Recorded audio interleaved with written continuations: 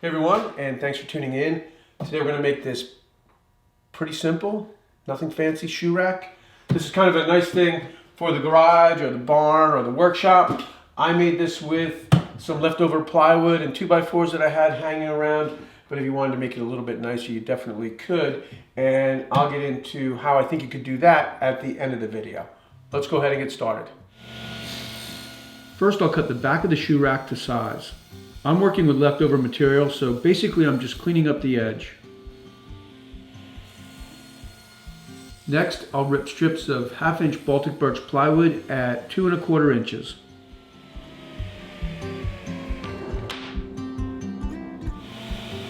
For the shelves, I'm using 1/2 inch CDX plywood, and I'll rough cut them at 14 1/2.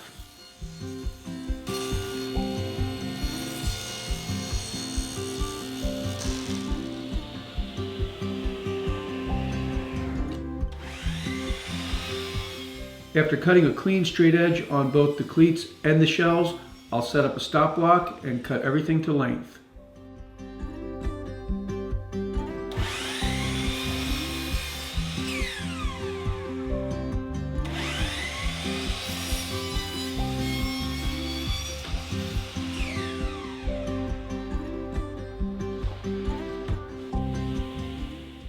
I've reset the fence at 2 inches and adjusted the angle of the blade to make a 30-degree angle cut on the Baltic birch cleats.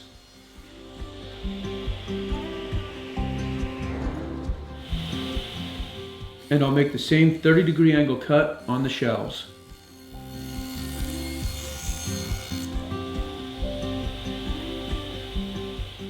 Okay, so now I've got all of the 1/2 inch cleats with a 30-degree angle cut on one side. And you can kind of see how the cleats are going to lock in the shelves. There will be more support, but I thought that that's a pretty good start. I also have a 30-degree angle on all the shelves, and I cut the shelves a little bit heavy. Right now they're at 14 1/2 inches because I wanted to just test it out first and get a final measurement. I do want to have a cleat on the front of the shelf to keep the boots and shoes from falling off. And so when I take another look at it, the shelves a little bit heavy, so now I'm going to trim the shelves down to 13 1/2 inches. I brought the blade back to 0. I'll replace the insert with the 0 clearance insert. The fence is set at 13 1/2, and when I make the cut, I'll keep the angle against the fence.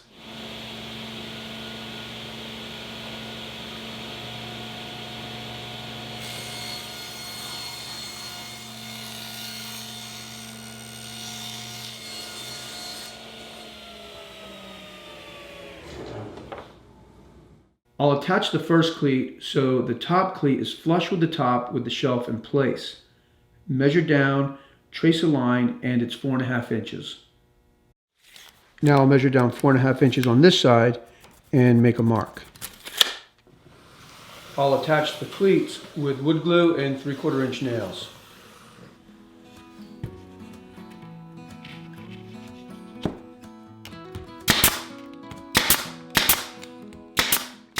Now that I have the top cleat attached, I've cut a spacer at 10 inches. I'll hold it up against the bottom of the cleat and make a mark. I'll do that on the other side and attach the cleat with the bottom of the cleat at that mark.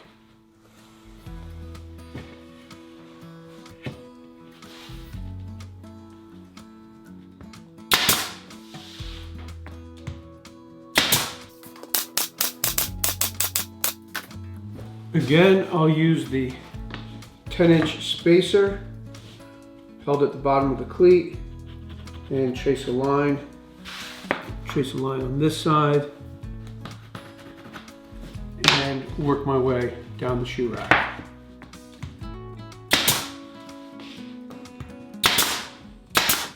For this last one, I've got about a 3/4 inch space here. So instead of marking a line and holding the cleat at the line, I'm going to bring the cleat down to the bottom of the plywood and attach it flush.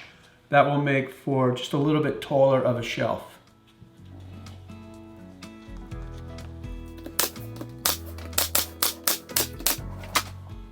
Now working from the bottom of the shoe rack up, I'll attach the shelves.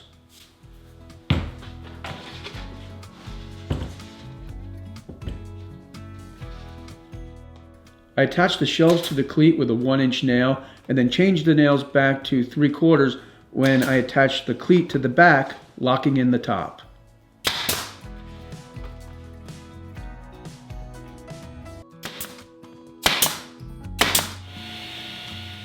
I'm using a few 2x4s for the shelf bracing and the shelf top. I'll rip the roundover off the edges of the 2x4 before milling the material to 3/4 of an inch.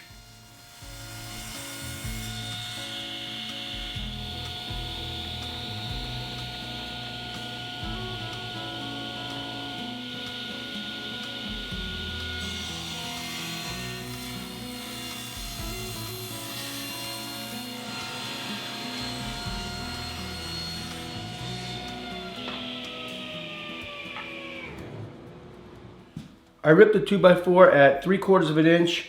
I'll make the 30-degree angle cut at the bottom, and then I'll set up a stop block and cut all the braces to length.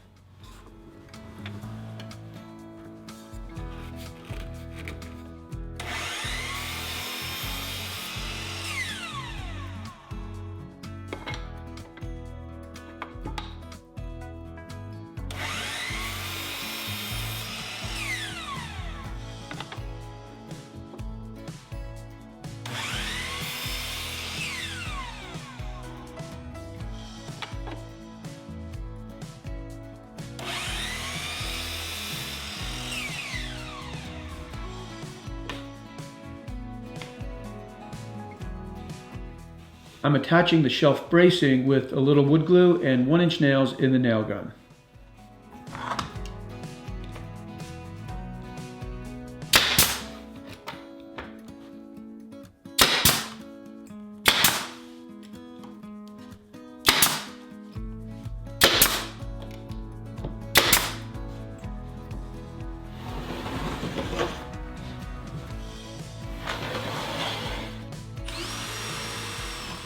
To attach the stop at the front of the shelf, I'll drill a pilot hole through the top of the shelf and then countersink the hole from the bottom.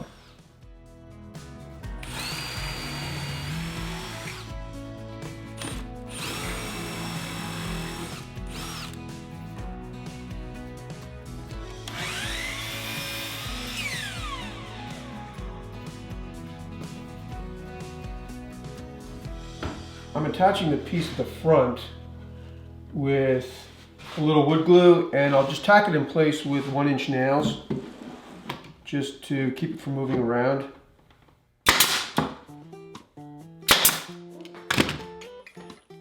And for a stronger connection, I'll use 1¼ inch screws.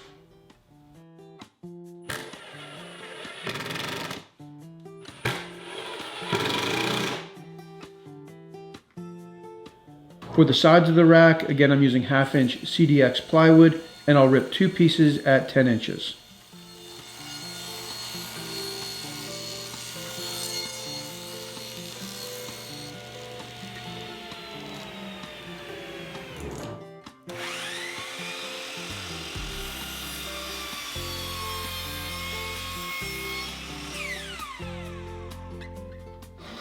I've adjusted my sliding T-bevel, and I'll mark a line at the 30-degree angle.